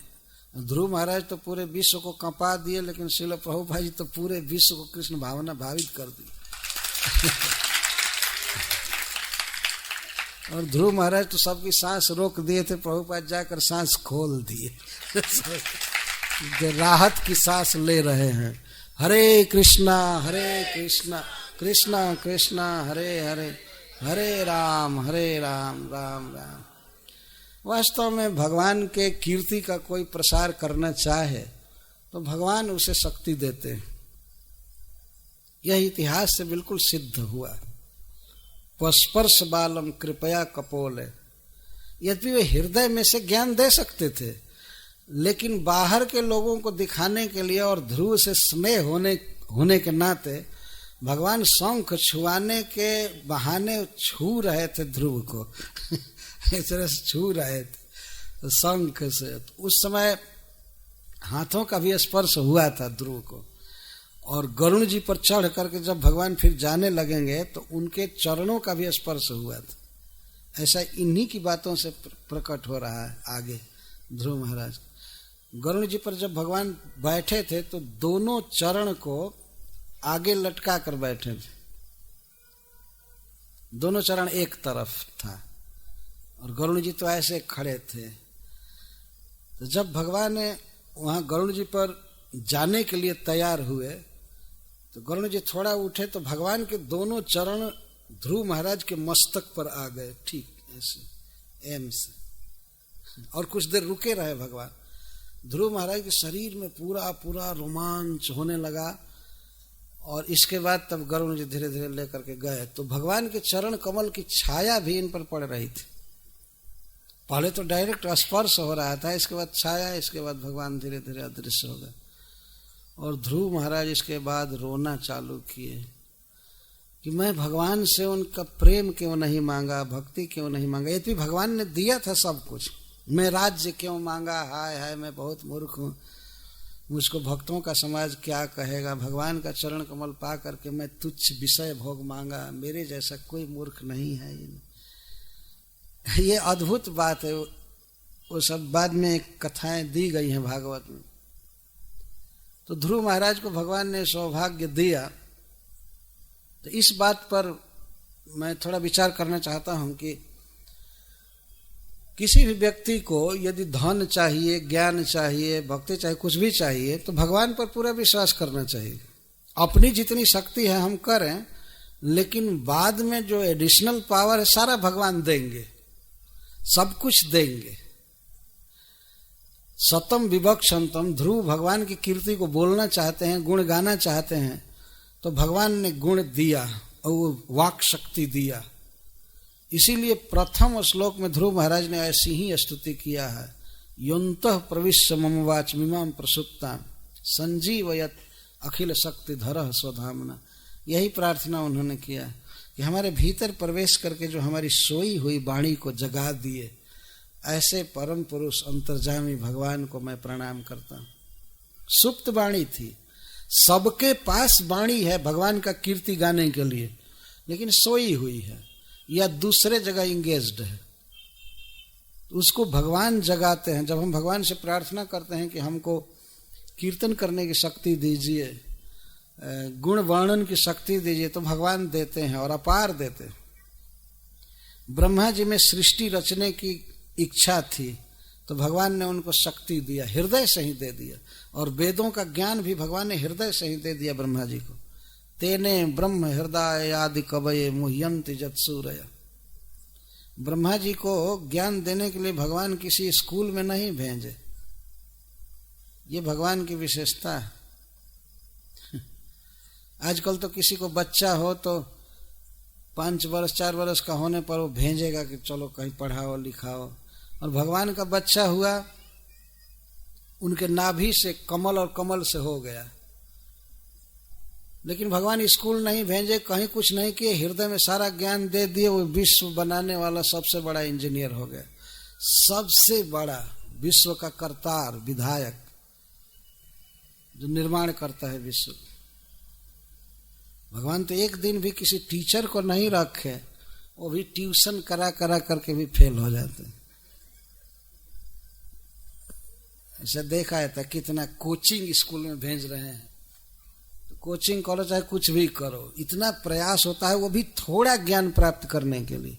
ये भौतिक ज्ञान थोड़ा प्राप्त करने के लिए कितना परिश्रम करना पड़ता है, लेकिन दिव्य अप्राकृत ज्ञान या कोई भी ज्ञान प्राप्त करना हो तो भगवान की कृपा से क्षण भर में हो सकता है। यही इतिहास बता रहा। और इसके बाद ध्रुव महाराज ने 12 श्लोकों में भगवान की स्तुति किया है। श्रीपाद श्रीधर स्वामी जी कहते हैं कि ये 12 श्लोक 12 आदित्य के समान है, 12 सूर्य के समान, जो सारे विषयों पर प्रकाश डालते हैं। पूरा पूरा सब कुछ है 12 श्लोकों में। भगवान का वर्णन है, भक्तों का वर्णन है, भक्ति का वर्णन है, सृष्टि का वर्णन है, सब कुछ है। जैसा आप कल इस बात को सुनेंगे, मेरी इच्छा है कि 2 दिन स्तुति को ही कहा जाए और संक्षेप में ध्रुव महाराज जी को घर भेज दिया जाएगा चले जाएंगे, लेकिन स्तुति बहुत महत्वपूर्ण है। और श्रील विश्वनाथ चक्रवर्ती ठाकुर ने भी यही बात कहा है कि जिसको भगवान ज्ञान दे रहे हैं तो उसके मुख से जो बात निकली है वह परम प्रमाणिक है, परम प्रमाणिक, उसमें कोई सोच विचार करने की जरूरत नहीं। शोधा हुआ दिव्य ज्ञान। वेद में क्या है, यदि इस बात को जानना है तो ध्रुव महाराज के 12 श्लोकों की स्तुति पर विचार कर लीजिए, क्योंकि ब्रह्ममय शंख के द्वारा वो ज्ञान उत्पन्न हुआ था।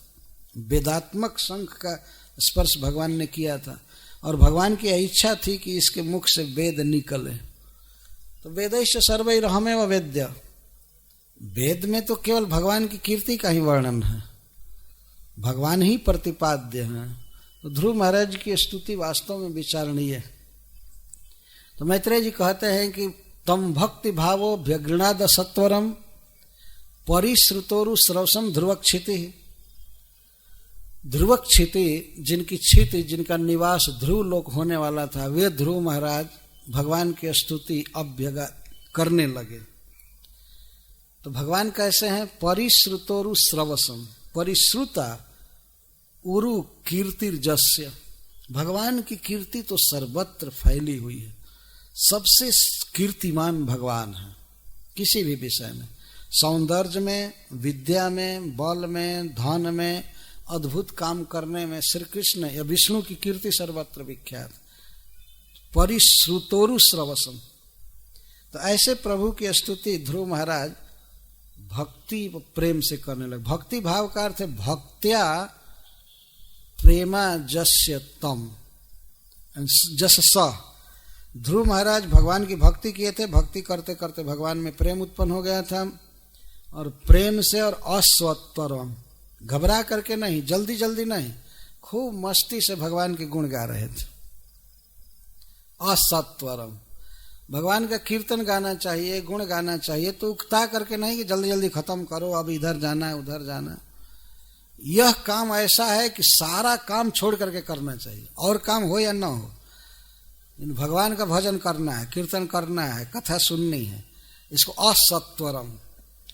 त्वरा का अर्थ होता है जल्दी जल्दी, असत्वरम का अर्थ है जल्दी जल्दी नहीं, खूब देर तक इत्मीनान से, आनंद से करने लायक काम है, कथा सुनना, जप करना, कीर्तन करना, और काम जल्दी जल्दी पूरा करो, खत्म करो जल्दी, ऐसा होना चाहिए।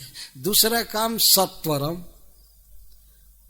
त्वरा के साथ भागना चाहिए दूसरे कामों से, छोटे छोटे जल्दी जल्दी काम, ये काम करना है, भजन करना है, भगवान का नाम जप आदि करना है तो खूब निश्चिंत मन से करना चाहिए, यही शास्त्र कहता है। तो ध्रुव महाराज खूब आनंद से और बिना घबराहट के, बिना त्वरा के भगवान का गुण गाना प्रारंभ किए। तो भगवान के गुणात्मक इन 12 श्लोकों की व्याख्या बाद में की जाएगी, तो सबको तो एक सीटिंग में पकड़ पाना कठिन है, इसलिए 2 सीटिंग, मतलब दोनों शाम को हम उनकी व्याख्या करने की कोशिश करेंगे जो हमारे आचार्यों ने कहा है उन श्लोकों पर। हरे कृष्ण, जय श्रील प्रभुपाद।